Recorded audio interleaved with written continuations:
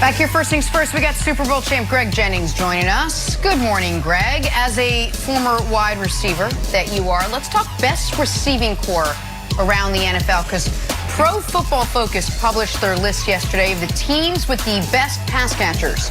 And the defending Super Bowl champion Bucs, led by Mike Evans, Gronk, Chris Godwin, sit atop the list. Then you've got the Dallas Cowboys at number 2, followed by, at number 3, Nick's high-flying Chiefs, Bills at 4, Titans at 5, so on and so forth. But, Greg, what do you make of the top 5? I think it's respectable for sure when you look at the names of the teams that are on that list. For me, my only issue or my only combative challenge would be moving the Titans up over the Bills. Such a wide receiver, Greg. 100%. Yeah, man. Yeah, absolutely. Got it. I mean, when you look at AJ Brown and what he does, and you add now Julio Jones, and you have them 5th, that's just hard to swallow. That's like, I just, as a receiver, like you said, Brendan, I just have a hard time swallowing that. I can see the Bucs being there when you look at what they were able to accomplish together, the continuity that they established, how they made it work with those 3 guys. And then obviously they won. The Cowboys are special.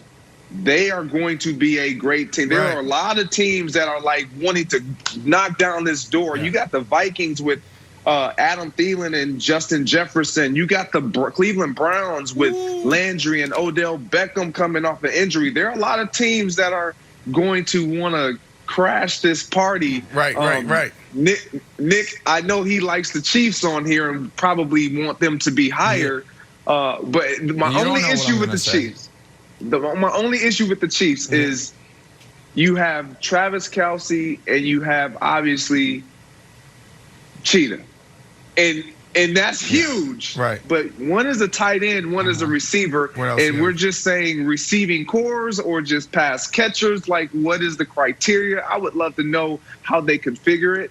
If that is the case, then they deserve to be on here. But if we're talking receivers, the Chiefs, they shouldn't even be on this list. No. They've got, just to be clear, and then Brandon, you go, they're talking about all pass catchers. So when they broke it down, they included tight ends. So they included tight ends, which is how the Chiefs got on there. But go ahead, Brandon. Which changed, Greg. When we got in the league back in 2006, it was only about the wide receiver, and it was only about the tandem. That's why when you look at the Chiefs, they're that good. They're lucky to be at number 3, Nick, because for that reason. They only have 2 guys.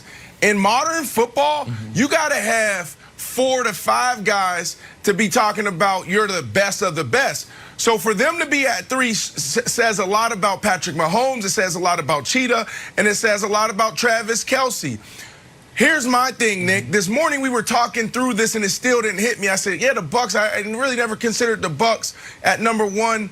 There's other guys out there, and there's even people not on this list that you got to talk about. The Seattle Seahawks, the Rams, the Browns, the Cardinals, the Chargers. There's so many teams out there that have these strong pass catchers. But the problem is they only have 2.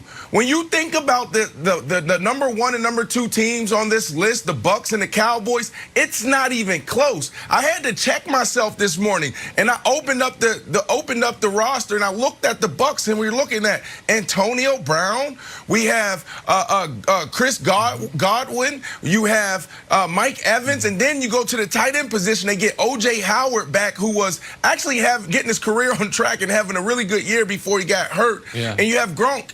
Gronk finished the year with almost 800 yards. Now, Gronk is no longer the best tight end in the NFL, but he gets it done when he has to. And you saw what he did in the Super Bowl. And then, what about Cameron Brate when OJ went down?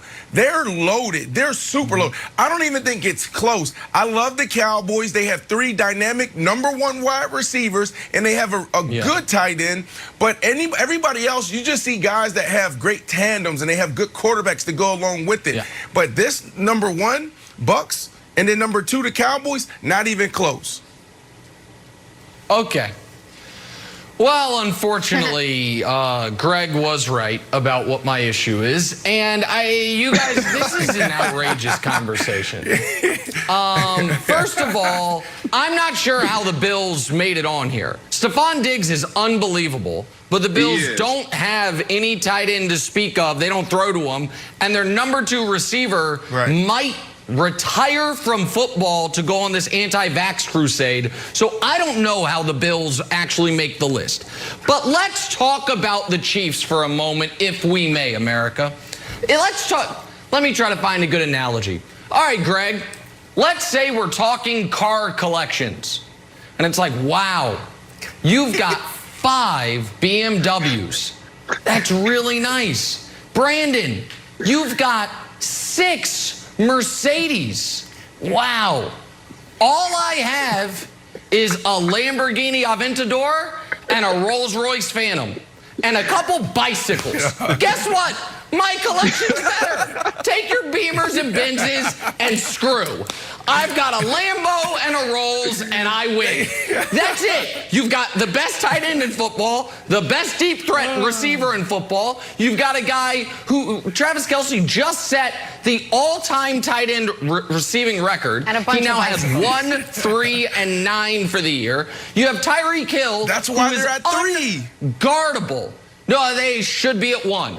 I don't care if Kevin Wildes is the number 3 option. Don't throw to him. They only can throw to. They only need to throw to 2 guys, and no one can stop them. So this idea of it's like, well, once you get to the 4th option, don't need a 4th option. I'm never driving the 4th car. Well, it's like, do I drive the Lambo or the Rolls? The Lambo or the Rolls? The other thing can be a unicycle. Don't care. That's all that matters. So the Chiefs obviously should be number 1 here. Yeah, what up, Brandon? What's up? So listen, again, that's why you guys are at number 3, but it speaks to the level of play of Patrick Mahomes and also those guys. Like I said, back in the day, when Greg and I came in the league, all you needed was 2 guys because you can slant the defense anyway. If you take 1 guy, you put Travis Kelce on the left, and then you have Cheetah on the right. Now, what are you doing? Are you going to double both? Now you're opening up big scenes for the run game. Now you have that number 3 guy and McCole Hardman who's matched up with a number 3, number 4 corner or a nickel guy and against cover 0. Like it's lights out. So it speaks to how awesome the Chiefs are, because when you look at it, they're trying to take Kelce out of the game plan. They're trying to take, Cheetah out. But when you have Patrick Mahomes drop back and he can read it quickly and he knows where to go with the ball, it makes it difficult on everybody on the field. And that's why they're at number 3. They can't be at number 1 because, yes, that Lamborghini that you talked about and that Rolls Royce, all right, it's not the it's not the Wraith. It's not the big boys, right? So, you can't just say, okay, because you got a Lamborghini and a Rolls Royce, they got to be number 1. You need a little bit more in your garage, buddy. You can. No, you don't. You actually don't. Wildes, here's the thing. You actually don't. You don't need anything more in your garage. You just have to hope someone doesn't come before you leave and steal your hubcaps, and that's your left tackle, your left guard, your right guard, and your right tackle before the Super Bowl. As long as that doesn't happen, you only need those 2 cars, Wildes. That's all you need. I love it. I love the take. Brandon, I think you've got it. I'm going to convince you about your own take. Here's your own take. My biggest takeaway here is that the Titans are going to be unstoppable. When you look at how much these teams run the ball, and I know it's weird we're talking about running in a wide receiver topic, but stay with me. These 4 teams are all on the bottom half of yards per game. The Chiefs were 16th, the Cowboys were 17th, the Bills were 19th, and the Bucs were 28th. The Titans were 2nd. So while all these teams are very pass first, the Chiefs are going to be pass first. Bruce Arians going to be pass first. He doesn't care if Jameis is throwing it to the wrong team or he's got Tom Brady. The Cowboys' defense is so bad they have to be pass first, and Josh Allen wants to show off the cannon of the arm. Ryan Tannehill is sitting back there with so many weapons. My biggest takeaway is that the Titans' offense is going to be unstoppable, and we should talk about them more. How high are you on the Titans' offense? Oh, I'm extremely high on the Titans offense. This is the type of offense that I love to play in, and I I thrived in was when we had a balanced attack where you put me backside at the X, and then if it was one-on-one, it was coming to me. If they were doubling me or they were rolling coverage, then we had favorable matchups in the run game and on the other side. So that's why I always love this, and I can speak to like this when you talk about, best receiving corps and tandems, because I go back to my time in Denver. We had Eddie Royal. I had 104 catches. He had 91. Then I went to Miami. I had Brian Hartline, who had a career year. And then we went on to Chicago. Alshon Jeffrey, Martellus Bennett, Matt Forte. The Jets, you have Eric Decker. So when you have a balanced attack, it makes everything easy. But we're not talking about who's going to be scarier or who's going to have the best season. The teams that have the best receiving corps don't always get it done. So when you talk about the Titans, yes, we could easily be looking up at the end of the year and saying, wow, this was the most efficient team. This was a team that nobody thought was going to get it done because it's like, oh, you only have just 2 guys. No, what they're talking about is efficiency. When you have 3, 4, 5 guys, you got levels. It goes deep. You got depth at the receiver position, the tight end position. And that's why the Bucs are number 1 and also the Cowboys is number 2. Receiver talk with Brandon.